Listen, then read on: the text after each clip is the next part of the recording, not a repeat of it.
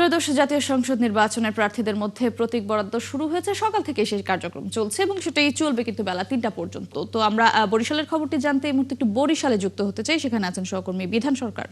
বিধান, প্রতীক বরাদ্দের কার্যক্রম আপনি যেখানে আছেন সেখানে শুরু হয়েছে কিনা, আর কতগুলো প্রতীক বরাদ্দ হলো, কোন কোন প্রতীক কোন কোন স্বতন্ত্র প্রার্থী পেলেন, আমাদেরকে একটু বিস্তারিত জানাবেন।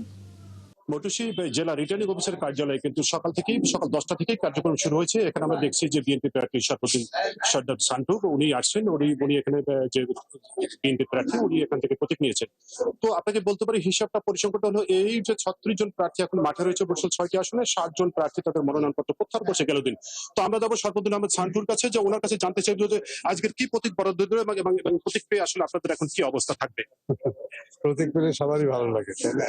প্রতীক আমরা পেয়েছি, আমরা চেষ্টা করব প্রতীকের সম্মান রাখতে, প্রত্যেককে বাঁচাতে হবে, প্রত্যেককে জয়যুক্ত করতে হবে। আমরা এর আগেও জানতে চাচ্ছিলাম যে কেমন ফিল্ডটা কেমন থাকবে এবং এখন পর্যন্ত মাঠ পর্যায়ে প্রশাসনিক তৎপরতা কেমন দেখছেন। প্রশাসনিক তৎপরতা মোটামুটি ভালো, আলহামদুলিল্লাহ, কোনো অসুবিধা নেই। এবং মাঠ পর্যায়ে আমরা ভালো আছি এটাই মনে করি।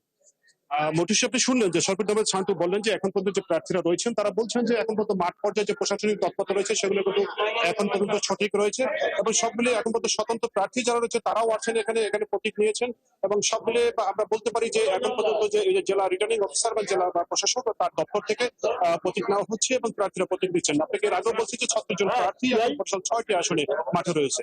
মটুশী, ধন্যবাদ বিধান আপনাকে। বরিশালের প্রতীক বরাদ্দের খবর জানাচ্ছিলেন সহকর্মী বিধান সরকার।